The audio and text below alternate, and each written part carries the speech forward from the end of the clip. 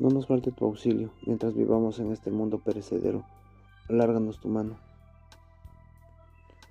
San Juan Damasceno, el primero de la larga fila aristotélicos cristianos, fue también uno de los grandes poetas de la Iglesia Oriental. El santo pasa su vida entera bajo el gobierno de una califa mahometana, y este hecho muestra el extraño caso de un padre de la Iglesia cristiana, protegido de las vergüenzas de un emperador cuyas herejías podían atacar impunemente, ya que vivía bajo el gobierno musulmán. Fue uno de los más grandes y fuertes defensores del culto de las sagradas imágenes en la amarga época de la controversia iconoclasta. Como escritor teológico y filósofo, no intentó nunca ser original, ya que su trabajo se redujo más bien a compilar y poner en orden lo que sus predecesores habían escrito. A pesar de su formación teológica, no parece haber considerado al principio otra carrera sino la de su padre, jefe del Departamento de Recaudación de Impuestos, a quien sucedió en su oficio. En la corte podía llevar libremente una vida cristiana, y ahí se hizo notable por sus virtudes y especialmente por su humildad. Sin embargo, el santo renunció a su oficio y se fue de monje a la Laura de San Sabas, lugar donde escribió sus primeras obras contra los iconoclastas. Compuso himnos y poemas. El resto de su vida la pasó escribiendo teología y poesía en San Sabas, donde murió en una avanzada edad. Estamos alrededor del año 700, cuando Juan elige una vida ascética, pues desea vivir el Evangelio de manera radical. Y fue así antes de entrar al monasterio de San Sebas, en medio del camino entre Jerusalén y Belén, Juan, y se despojó de todo. Distribuyó sus riquezas entre los pobres, dio libertad a sus siervos y peregrinó a pie por toda Palestina. En Mar Sabas se hizo monje junto con su hermano, el futuro obispo de Mayouna. Luego fue nombrado presbítero. Ocupó el puesto de predicador titular en la Basílica del Santo Sepulcro en Jerusalén. De allí pasó casi toda su vida meditando en la Sagrada Escritura y realizando muchas obras de misericordia. Su amor a Cristo fue como la savia que contribuyó para hacer crecer su fe y de las comunidades cristianas. También con sus escritos, sus obras y sus himnos enriqueció muchísimo a la liturgia de la Iglesia de Oriente. En la época que vivió Juan Damasceno, la veneración de las imágenes sagradas no estaba muy extendida entre los cristianos, debido a una herencia tomada de la tradición hebrea del Antiguo Testamento, que prohibía cualquier representación de Dios. No harás escultura ni imagen alguna de lo que hay arriba en el cielo, o aquí abajo en la tierra, o en el agua bajo la tierra. El Éxodo 24. No erigirás estatua. Deuteronomio 16:22. Y no podréis en vuestra tierra con imágenes para inclinarnos ante ella.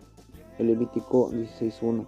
En particular, el emperador bizantino León Isauro había desatado una guerra implacable contra el culto a las imágenes sagradas, por lo que Juan, por encargo del Papa Gregorio III, asumió prácticamente a lo largo de toda su vida el papel de defensor a ultranza de las propias imágenes, con diversas iniciativas para contrarrestar la mentalidad iconoclástica. Su principal recurso fue la correcta interpretación teológica de la Sagrada Escritura. A su argumento principal se fundaba en el elemento principal de la fe cristiana, la encarnación del Verbo de Dios, es decir, si el Hijo de Dios mismo se había manifestado como hombre, y si de invisible se había hecho visible, de carne y hueso, entonces Jesús era imagen divina que representaba hacia presente corporal y visiblemente al mismo Dios invisible. En Colosenses capítulo 1:15. En la catequesis de la Audiencia General el 6 de mayo del 2009, Benedicto XVI recordó que Juan Damasceno fue uno de los primeros en distinguir el culto público y privado de los cristianos. Entre la adoración, latrea, y la veneración, prosquinesis, la que primera solo se puede dirigirse a Dios, sumamente espiritual. La segunda, en cambio, se puede utilizar una imagen para dirigirse a aquel que es representado en esa imagen. Obviamente, el santo no puede en ningún caso ser identificado con la materia de la que está compuesta la imagen. Esta distinción se reveló enseguida muy importante para responder de modo cristiano a aquellos que podrían, como universal y perenne, la observancia de la severa prohibición del Antiguo Testamento a utilizar imágenes en el culto. El santo Tomás de Oriente, por su profunda cultura teológica y otras disciplinas profanas, Juan ha sido apodado el Santo Tomás de Oriente, hasta el punto que León XIII lo proclamó doctor de la Iglesia en 1890 por su contribución a la doctrina teológica y a la liturgia de la Iglesia oriental.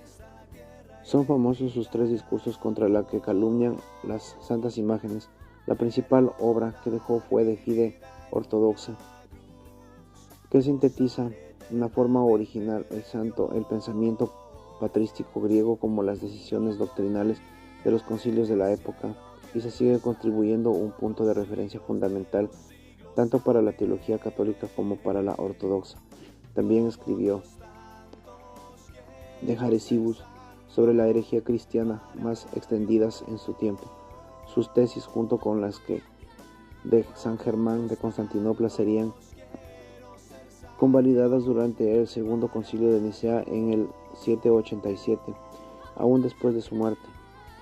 El legendario milagro de la mano, según la leyenda oriental bastante extendida, se narra que San Juan fue el protagonista de un milagro recibido de la Virgen María mientras residía en la corte. En un momento dado fue acusado de traición y como sentencia le cortaron la mano derecha. Entonces Juan rezó intensamente a la Virgen María, representada en un ícono.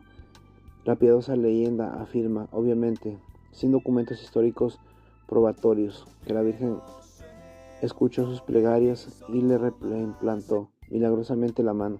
Como agradecimiento a María, el Damasceno mandó hacer una mano de plata y le añadió al ícono, dando lugar al culto oriental de la Virgen Ticherusa, es decir, con 3 manos. Hoy es claro que el objeto de esta leyenda edificante no era otro que el de hacer crecer la confianza, la veneración y el amor de los creyentes por la Madre de nuestro Señor Jesucristo, representada en los iconos orientales. Esta es la oración de San Juan Damasceno a la Virgen. Te saludo, oh María, esperanza de los cristianos. Acepta la súplica de un pecador que te ama tiernamente, que te ama extrañablemente, te honra y te pone en ti toda esperanza de salvación. Gracias a ti tengo vida. Me conduces de nuevo a la gracia de tu Hijo, y eres prenda segura de mi salvación. Te suplico que me liberes de la carga de mis pecados. Destruye la oscuridad de mi mente, destierra las ataduras terrenales de mi corazón, reprime la tentación de mis enemigos, y guía mi vida para que pueda alcanzar por tu medio y bajo tu guía a la felicidad eterna del paraíso. Amén.